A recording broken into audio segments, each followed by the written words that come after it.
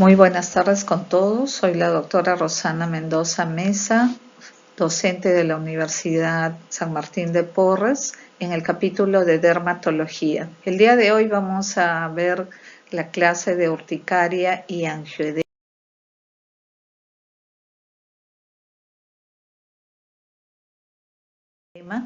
Estamos hablando de un grupo de enfermedades llamadas enfermedades reactivas de la piel. Dentro de estas clases, además de la urticaria y el angioedema, vamos a ir desarrollando otras más dentro de este mismo grupo de enfermedades y en ellas vamos a ver la definición, epidemiología, patogénesis, etiología, cuáles son las manifestaciones clínicas de estas enfermedades, la clasificación en alguno de ellos, la histopatología, cómo es que llegamos al diagnóstico de la enfermedad, si es que necesitamos de algunos estudios complementarios para llegar al diagnóstico definitivo, el tratamiento, la conclusión y se presentan las fuentes de información. En relación a la urticaria, se define como un síndrome reaccional vascular de la piel y también vamos a ver que su manifestación a nivel de las mucosas es el angioedema. Esto se caracteriza a nivel de la piel por la aparición de lesiones tipo ronchas o llamado también abones evanescentes que se presentan de diversos tamaños. Estos cuadros pueden ser agudos o crónicos, el origen inmunológico, no inmunológico y muchas veces de tipo desconocido. Es un edema transitorio que compromete la dermis superficial. Decíamos que lo similar, pero que va a ocurrir a nivel de las mucosas, se denomina angioedema, que es un edema del tejido subcutáneo. También es un cuadro agudo, inestable, es circunscrito. Casi siempre la afectación puede ser a nivel de los párpados, labios, lóbulos de las orejas, incluso en genitales, la mucosa de la boca y ya en casos muy graves hasta la lengua y la laringe. Epidemiológicamente se estima que por lo menos un 15% de la población en general en algún momento se va a ver afectada de esta reacción, de esta urticaria, y que 6 de cada 10 pacientes son niños.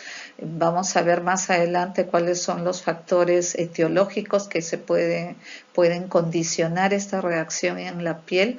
Y uno de ellos, por ejemplo, es la parasitosis, que con frecuencia se da en los niños y por eso que ellos también pueden presentar estos cuadros de urticaria.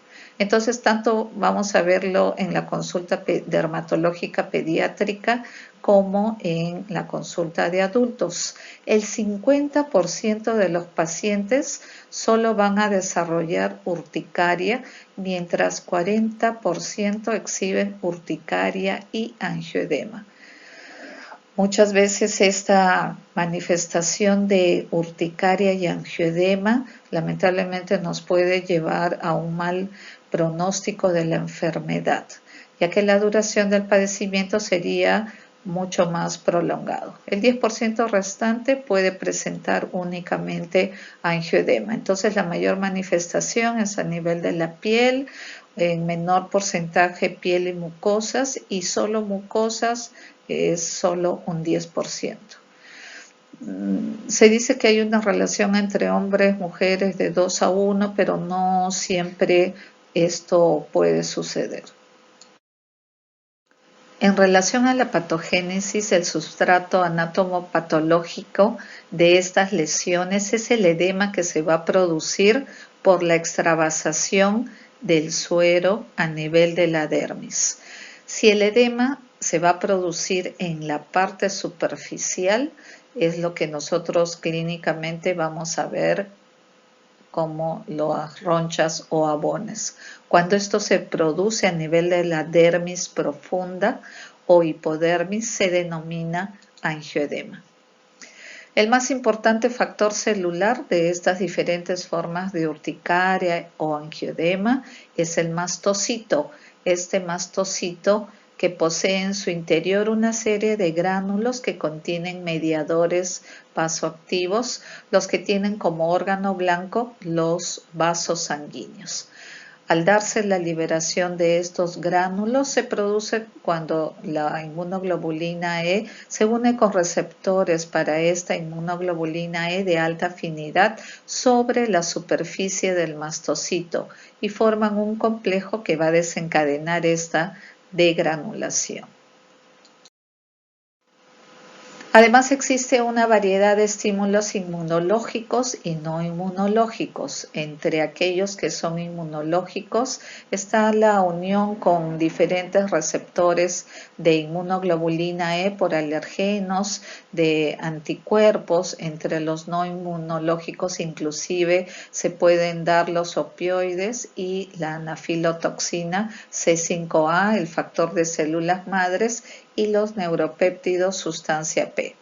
El mediador más importante viene a ser la histamina. Otros son el factor de necrosis tumoral alfa, las interleuquinas 3, 4, 5, 6, 8 y 13, así como también el factor de estimulación de colonias tanto de macrófagos como granulocitos.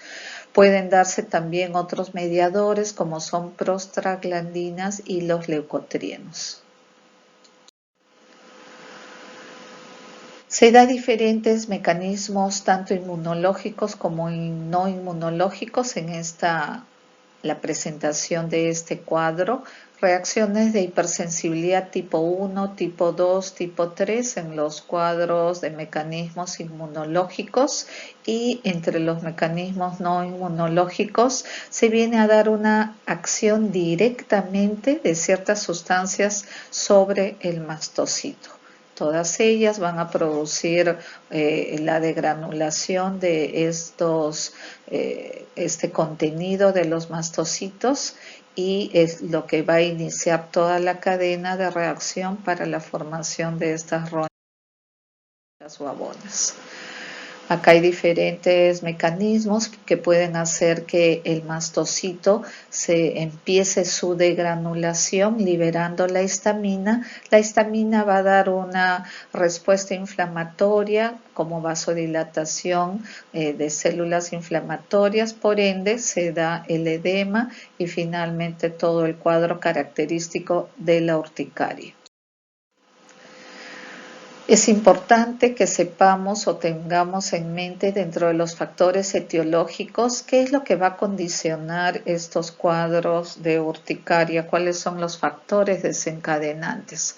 Pueden ser alergenos diversos y muy numerosos, puede ser, por ejemplo, medicamentos o drogas diferentes como tenemos en este cuadro.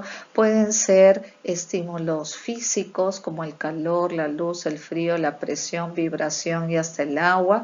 Pueden ser una serie de anafilotoxinas que desencadenen todo este cuadro, pero también tenemos una serie de otros factores etiológicos que, si bien no son tan frecuentes, pero debemos de tenerlos presentes en el momento que estamos tratando de buscar cuál fue el factor desencadenante del cuadro en determinado paciente.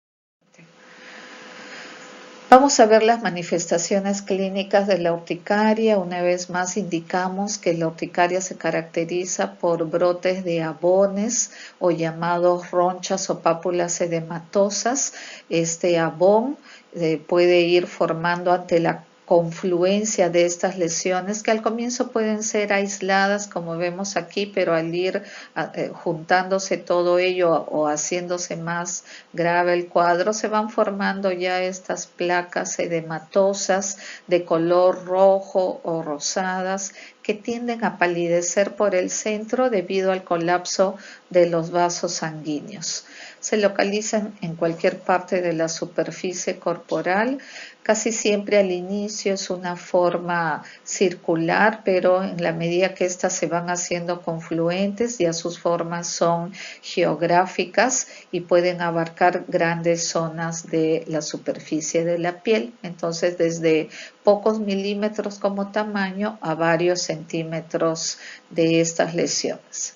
El número de lesiones es variable, la evolución, si bien el cuadro se puede instalar en pocos minutos, pero la característica es que estas lesiones brotan y desaparecen. Hay otros cuadros cuya manifestación es bastante similar, como la erupción urticariana superficial o erupción urticariana superficial y profunda, pero la característica en estas lesiones es que clínicamente se parece mucho a una roncha o abón, pero la evolución es que una vez que se instala el cuadro, estas ronchas no desaparecen. Entonces, en los cuadros de urticaria nosotros vamos a ver que característicamente, y si en el momento no lo vemos, es porque estas lesiones brotan y desaparecen en horas o minutos, pero de ahí vuelven a aparecer nuevamente. Síntoma principal, prurito, que si bien este es un síntoma bastante subjetivo, porque muchas veces los pacientes pueden sentir un leve prurito moderado, pero otros también un prurito muy intenso, pero siempre va acompañado en estos cuadros de urticaria. Cuando la afección ya se da a nivel de las mucosas, vemos el llamado angioedema. Y estos son estos pacientes que van a la consulta y mencionan que temprano, cuando se han levantado, han tenido una hinchazón en el labio o hinchazón en los párpados, y cuando llegan a la consulta ya no vemos esto, porque al igual que una urticaria, pueden estas aparecer y desaparecer en cuestión de horas.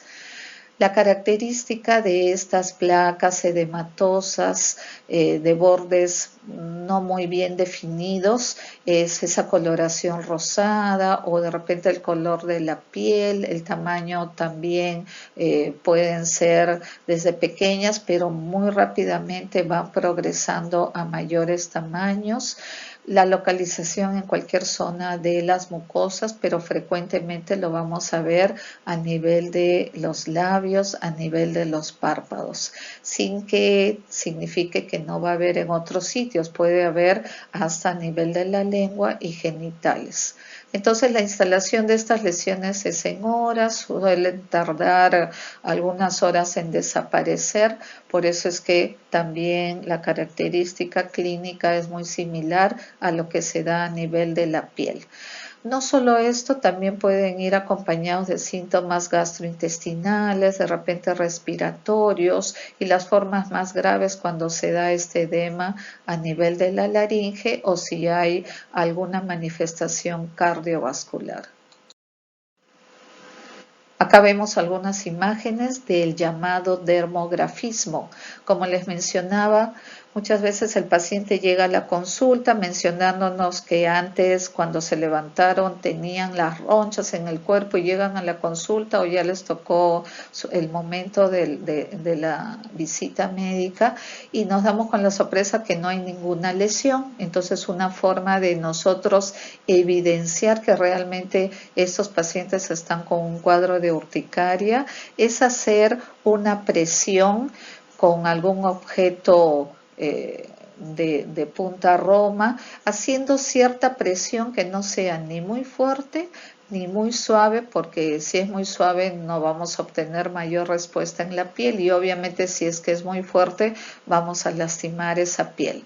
Entonces, al hacer la presión de la forma como nosotros hagamos, se van a empezar a formar las ronchas o abones. Si es de manera lineal, la forma será lineal de la roncha, como en este caso que se escribió urticaria facticia, ¿no? En estos otros casos, o ya las formas que de repente este paciente se estuvo rascando por el síntoma de prurito asociado, y de la manera como la persona se produjo el rascado, ahí está la aparición de las ronchas o abones en su piel. Cuando vemos la clasificación de las urticarias, las formas más comunes de la urticaria, esos brotes diarios, intermitentes, que se puede clasificar en las formas agudas cuando los brotes son inferiores a 6 semanas, pero también hay formas crónicas cuando la duración de esta urticaria supera las 6 semanas.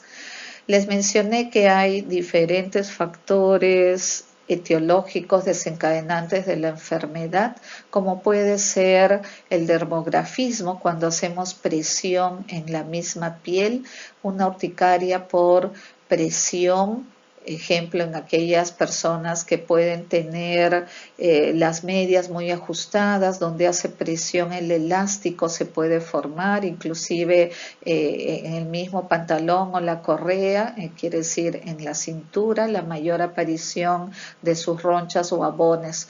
Pueden ser las formas colinérgicas de la urticaria, que es la segunda forma más frecuente. El estímulo va a condicionar la variación de temperatura corporal, como frío, calor, sol, al haber hecho algún ejercicio e inclusive ante un estrés emocional. Acá las pápulas pueden ser mucho más pequeñas y casi siempre de una distribución simétrica. Pueden haber urticarias por contacto, ya sea alimentos, plantas, fármacos. No es lo frecuente, pero se puede dar hasta el pelo de animales, polen o al contacto con el látex. Los angioedemas, que ya es la reacción a nivel de las mucosas, y una urticaria vasculítica, las lesiones cutáneas que parecen una urticaria, duran más de 24 horas, pero histológicamente ya tiene una apariencia como si fuera un cuadro de vasculitis. Otra clasificación para que podamos ver estos cuadros de urticaria, las formas agudas, cómo es que nosotros vamos a diferenciar la urticaria física u otros tipos de urticaria. Si bien los factores etiológicos que he mencionado son los más frecuentes, pero también hay una serie de enfermedades que pueden estar relacionados a cuadros urticarianos, como por ejemplo una urticaria pigmentosa o llamada también mastocitosis, la urticaria vasculítica, una urticaria al frío, que ya es más un componente de tipo genético hereditario familiar. También están asociados con algunos síndromes, como el síndrome de Munckel-Wells, estas urticarias con ronchas bastante recurrentes, y acá también otros síndromes que lo podemos leer y tenerlos presentes para tratar de buscar sobre todo aquellos casos en los cuales la cronicidad se hace muy prolongado del cuadro clínico y nos es difícil controlarlo con alguna medicación. En la histopatología no es lo frecuente que nosotros los dermatólogos hagamos biopsias cutáneas de cuadros de urticaria, excepto en los casos en los cuales vamos a ver que estos cuadros se hacen muy prolongados y tenemos que buscar algún diagnóstico diferencial con esta urticaria. Pero para tener presente, en relación a la histopatología a nivel de la epidermis, mayormente no se van a dar cambios histológicos, los cambios se van a dar a nivel de la dermis.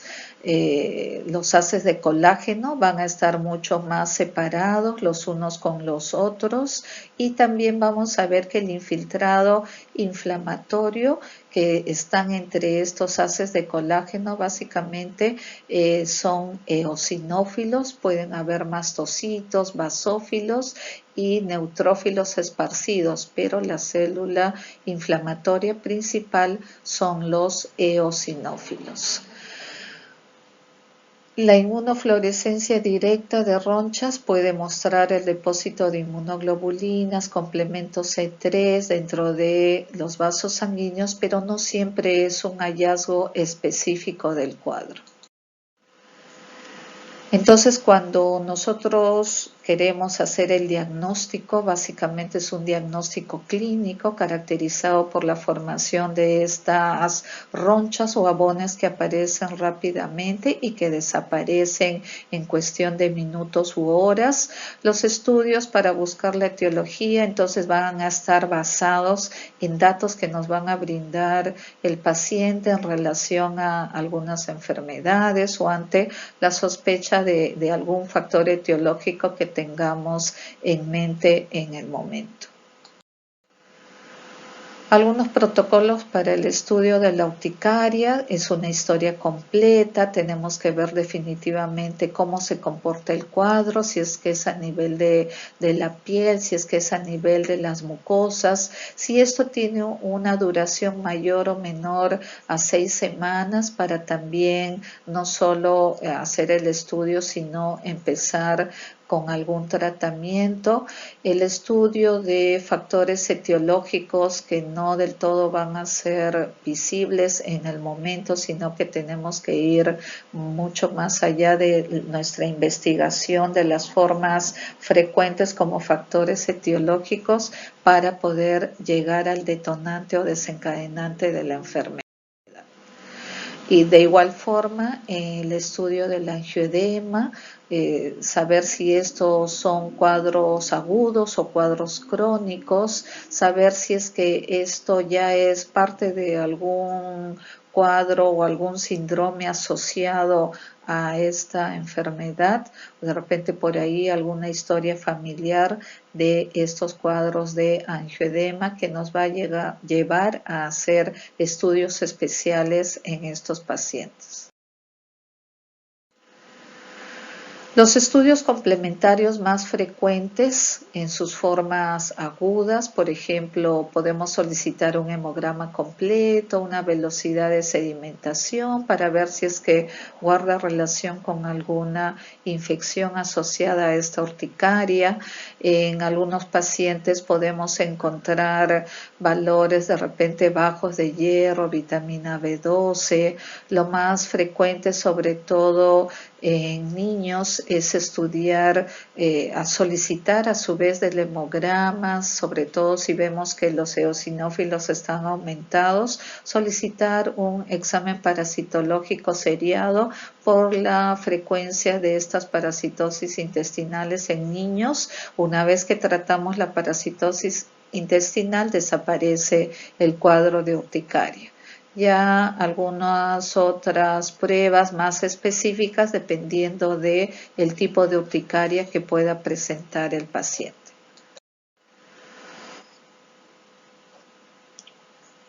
El tratamiento de elección es encontrar primero la causa y eliminarla, porque por más que le demos tratamientos y que pueden ser estos muy prolongados, lamentablemente el cuadro va a continuar en la medida que no hayamos eliminado la causa específicamente.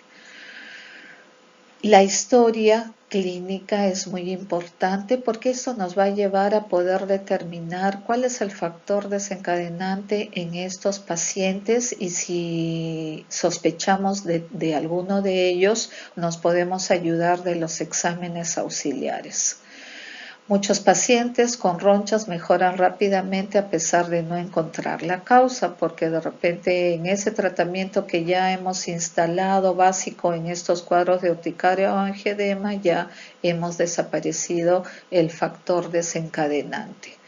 Podemos utilizar desde antihistamínicos, podemos siempre evitar cualquier tipo de fármaco porque son factores desencadenantes también de estos cuadros de urticaria o angioedema.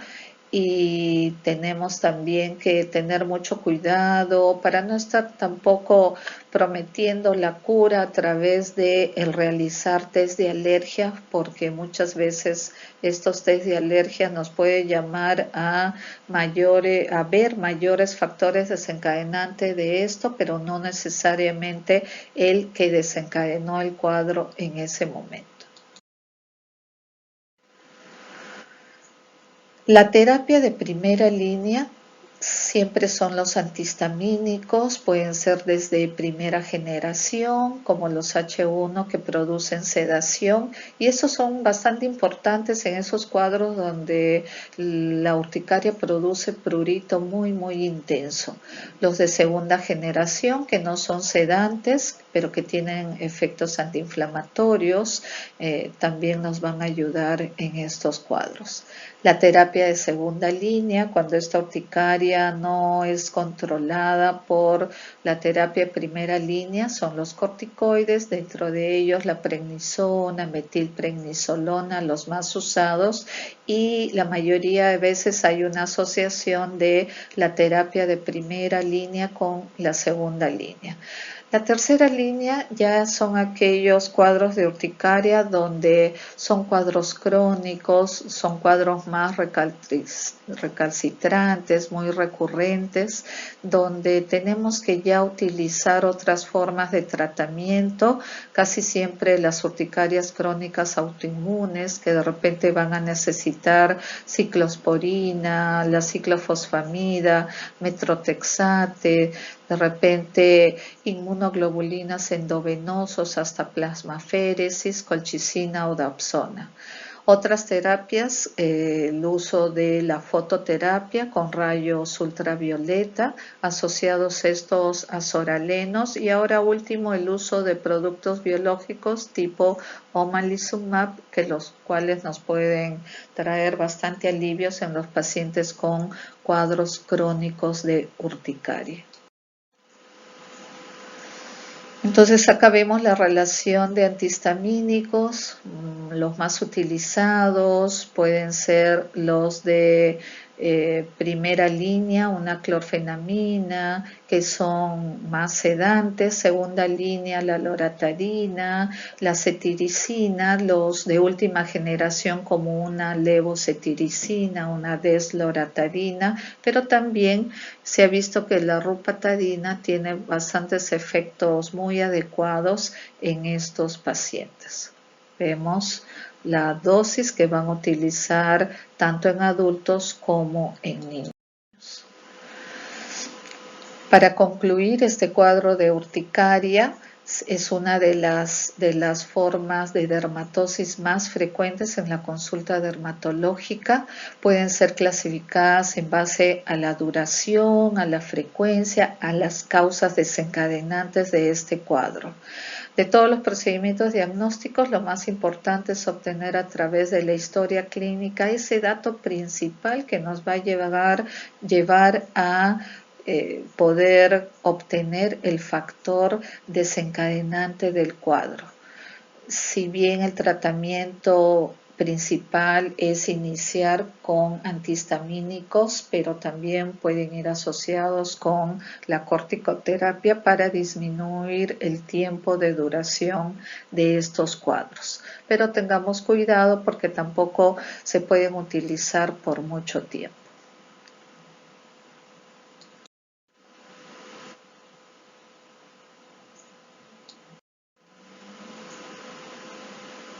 Dentro de este grupo de enfermedades que son enfermedades que van a estar característicamente desencadenadas por diversos factores etiológicos, tenemos también al eritema multiforme.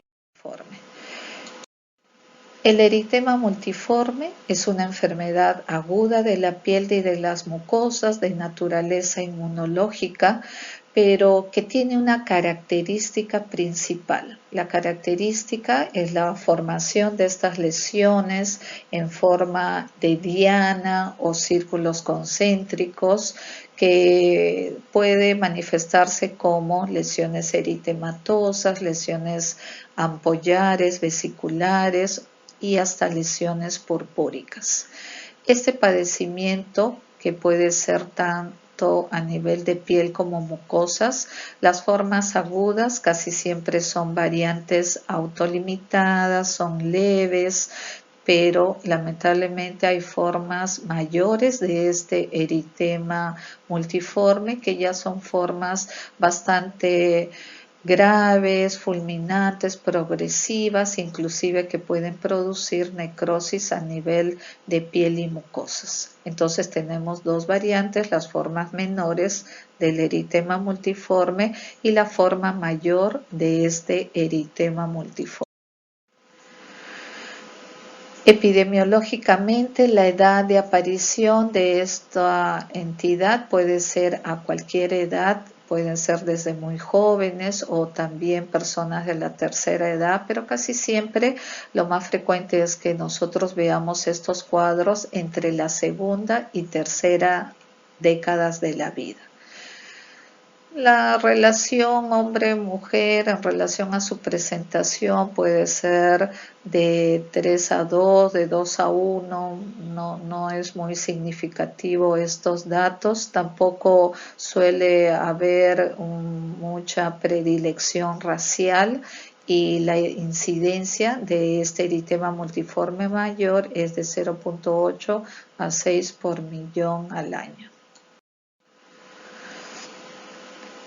Como es una enfermedad de tipo reactiva, entonces también vamos a ver que los factores etiológicos pueden ser una gran relación de ellos, como vemos aquí, factores virales, infecciones bacterianas, infecciones como por hongos superficiales o profundos, infecciones por protozoos. Pero las causas farmacológicas del eritema multiforme viene a ser el primer factor etiológico que debemos de tener en mente cuando hayamos diagnosticado el eritema multiforme. Y acá también tenemos una amplia relación de estos fármacos que van a desencadenar este cuadro de eritema multiforme. A la cabeza debemos de tener en mente los antibióticos tipo penicilinas, de repente también tener presentes los anticonvulsivantes tipo carbamazepina, el fenobarbital, la fenitoína, también los antiinflamatorios no esteroideos, analgésicos que con frecuencia los pacientes suelen consumir sin ninguna receta médica. En relación a la patogenia, se da una reacción de hipersensibilidad a un antígeno, principalmente fármacos o agentes microbianos. Puede haber una reacción tipo 3 mediada por inmunocomplejos o una reacción de tipo 4 mediada por células como linfocitos T. Clínicamente, en relación al eritema multiforme menor, se va a iniciar con manifestaciones prodrómicas, quiere decir síntomas que va a tener el paciente, puede referir o puede manifestar un malestar general, no muy severo, no muy intenso, como si fuera un proceso infeccioso en general, 24 o 72 horas antes de la aparición de las lesiones. Puede haber un poco de fiebre o una sensación de alza térmica no cuantificada, dolor de garganta y la aparición posterior de las lesiones que se caracterizan por la aparición de máculas eritematosas, pápulas edematosas, pueden haber vesículas, ampollas y hasta lesiones purpúricas. La localización, estas pueden aparecer desde el dorso de manos, a nivel de antebrazos, pies, tobillos y avanzar progresivamente, pero algo que nos va a ayudar a poder diferenciar de otros cuadros es la característica de aparición de lesiones a nivel de palmas y plantas. No todas las enfermedades dermatológicas tienen su manifestación a nivel de palmas y plantas y eso es lo que nos puede ayudar a poder llegar a un diagnóstico clínicamente. Esto es muy importante en relación a lo que es la configuración o a la forma de las lesiones en este eritema multiforme, como había mencionado, la aparición de estas lesiones que van teniendo una característica en escarapela, a círculos concéntricos o anulares o una imagen en diana. Estas pueden ser también imágenes en tiro al blanco. El color, una coloración rojiza o violácea. Lesiones cutáneas casi siempre son lesiones simétricas, acrales y centrípetas, y el síntoma asociado puede haber prurito, pero básicamente hay una sensación de ardor en la piel cuando se presenta este cuadro. Vemos algunas imágenes con esta característica clínica en relación a su forma, como círculos concéntricos de este cuadro de eritema multiforme menor. Vemos desde lesiones eritematosas, algunas lesiones microvesiculares. En estas lesiones, en la parte central más pigmentada, la periferia más clara, y ya la parte más externa nuevamente viene a ser más rojiza.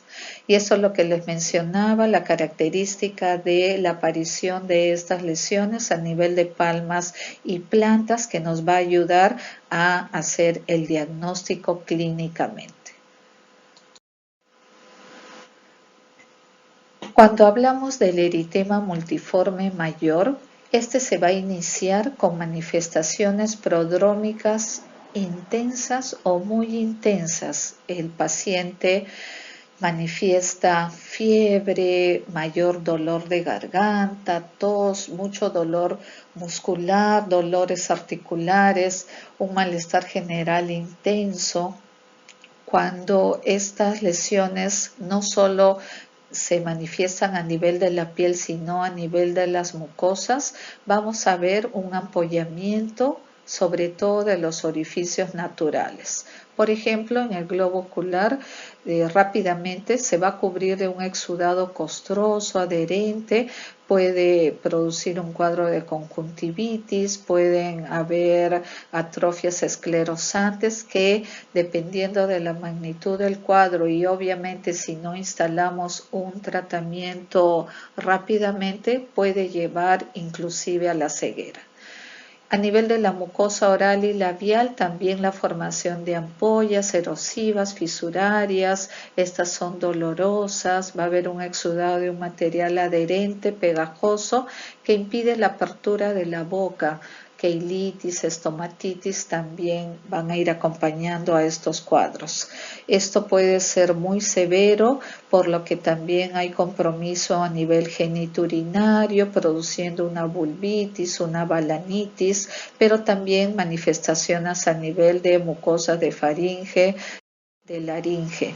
Entonces el eritema multiforme ya es un cuadro muy severo, este eritema multiforme mayor de la misma enfermedad, donde el compromiso no solo es a nivel de las mucosas con la característica propia del eritema multiforme menor, sino también el compromiso a nivel de las mucosas, como la mucosa oral, en este caso la formación de estas costras hemorrágicas, lesiones erosivas en la mucosa labial o internamente a nivel de la lengua o dentro de la cavidad oral, como vemos en este paciente. Entonces, estas formas muy graves, muy severas del eritema multiforme se denomina síndrome de Stevens-Johnson. Es una variante de este eritema multiforme. En su forma grave es potencialmente fatal, con una mortalidad del 5%. En estos pacientes se produce un síndrome de hipersensibilidad, se da una reacción antígeno-anticuerpo que lamentablemente produce una necrosis de los epitelios cutáneos y mucosos. se caracteriza entonces por la aparición de estas lesiones eritematosas, ampollares, vesiculares al inicio, posteriormente ampollas que pueden producir zonas erosivas, hemorrágicas, sobre todo de las mucosas. Clínicamente el compromiso se va a dar a nivel de básicamente de las mucosas, pero sobre todo tener la consideración que es un 10% de la superficie corporal, menor al 10% de la superficie corporal. Entonces, aparición de lesiones a nivel de mucosa oral, del globo ocular, de genitales, el compromiso de ocular puede producir estas blefaritis, epíforas, el ojo seco. Hay una serie de alteraciones que también se va a producir en el ojo, por lo que el compromiso va a ser muy severo en estos pacientes. Por ejemplo, el caso de este paciente con un síndrome de Stevens-Johnson, esa es la apariencia que va a tener estos pacientes, como si fuera un gran quemado, y como tal también vamos a instalar un tratamiento, no solo el compromiso a nivel de las mucosas, como vemos en estas imágenes, sino también el compromiso se da a nivel de la superficie de la piel. Algunas complicaciones, hemos dicho que esto es un cuadro bastante severo, puede producir hasta la muerte en estos pacientes. Las complicaciones por pérdida de líquidos corporales, el shock hipovolémico que se va a producir en ellos, puede haber también compromiso de órganos internos, una inflamación del corazón, pulmón, riñones e hígado, y el daño que se va a dar también a nivel de la piel. El diagnóstico del eritema multiforme, dentro de sus formas menores, cuando queremos hacerle una biopsia de piel, vamos a encontrar en el eritema multiforme menor una dermatitis de interfase de tipo vacuolar, que significa que en las capas basales a nivel de la epidermis se va a producir una necrosis de estos queratinocitos basales, siempre acompañados de un infiltrado de linfocitos, histiocitos alrededor de los vasos sanguíneos, también acompañados de eritrocitos que están extravasados. Dependiendo de la gravedad de esta necrosis de queratinocitos va aumentando, pero también el edema se va a dar tanto dentro del queratinocito como alrededor de los queratinocitos, y por eso es que vemos la vesiculación o ampollamiento de la piel. Y esto es mucho más severo en los cuadros de eritema multiforme mayor, donde va a haber una necrosis a nivel subepidermal.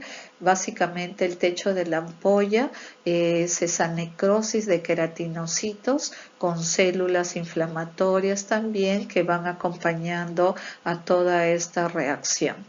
En el síndrome Stevens-Johnson, esta necrosis de los queratinocitos ya es muy severa, ya masiva, casi no vamos a encontrar ningún queratinocito indemne cuando hacemos una biopsia de piel en estos pacientes. Entonces, en la histopatología, si bien podemos ver algunas zonas de necrosis, pero cuando se trata ya de cuadros muy severos, como vamos a ver más adelante, esta necrosis epidérmica se va dando progresivamente. Ya hay zonas donde no se ven queratinocitos, básicamente son zonas eosinófilas, donde es como una huella de lo que hubo el queratinocito inicialmente, y por ende se van formando estas zonas de vesiculación o ampollamiento. Cuando hablamos de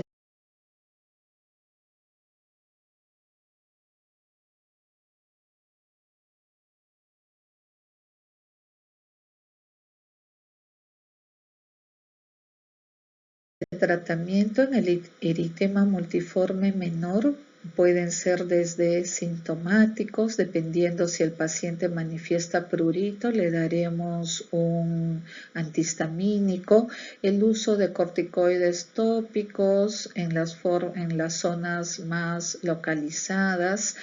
Antiguamente se creía que el factor detonante, el único factor detonante de esta enfermedad era el herpes virus, pero sabemos que esto se da una serie de factores desencadenantes, los cuales debemos de tener presentes. Pero si fuera el caso del herpes, tendríamos que dar un tratamiento de aciclovir, sobre todo cuando están asociados a cuadros recidivantes de la misma enfermedad, con esta asociación del herpes virus. En las formas de eritema multiforme mayor, la corticoterapia nos va a ayudar mucho, pero esto tiene que ser por un corto tiempo. En las formas del síndrome de Stevens-Johnson, que ya son las formas más severas, fatales de la enfermedad, a este paciente se le ingresa a una unidad de cuidados intensivos o a una unidad de quemados y como tal se le va a tratar. Se tiene que identificar definitivamente el condicionante de esta reacción, que acá lo pongo a la cabeza, son fármacos, y obviamente retirarlo para poder controlar la enfermedad. Vamos a corregir todo lo que es el desorden hidroelectrolítico, vamos a instalar una terapia de corticoides, si bien esto es algo controversial para cuando nosotros leamos diferentes literaturas, pero en la práctica es lo que va a salvar al paciente, sobre todo en las primeras horas de instalado el cuadro, y rápidamente y en forma progresiva debemos de ir disminuyendo la dosis para retirar el fármaco, porque por el contrario puede traer efectos secundarios. En algunos casos, si bien los corticoides sistémicos ya no van a poder hacer el efecto deseado, tenemos que utilizar ciclosporinas o de repente plasmaféresis, inmunoglobulinas para el tratamiento respectivo. Entonces, en relación a este eritema multiforme, sabemos que es una reacción inflamatoria de la piel clínica e histológicamente con una característica especial de aparición brusca, de curso autolimitado en sus formas menores, pero que en las formas mayores van progresivamente avanzando. La sintomatología y la aparición de las lesiones a nivel de la piel, a veces también a nivel de piel y mucosas en las formas mayores, pero cuando se trata de formas muy graves, muy severas, básicamente el compromiso va a ser mayor a nivel de las mucosas. Si son las formas menores, la aparición del cuadro clínico con una localización bastante simétrica y puede haber tendencia a recidivas. En las formas más severas, que es el síndrome de Stevens-Johnson, y posteriormente vamos a ver la necrolisis epidérmica tóxica, aquí ya hay una reacción bastante severa donde se va a dar una necrosis muy extensa en el síndrome de Stevens-Johnson y una necrosis masiva en la necrolisis epidérmica tóxica. Ambas tienen una alta morbilidad y mortalidad.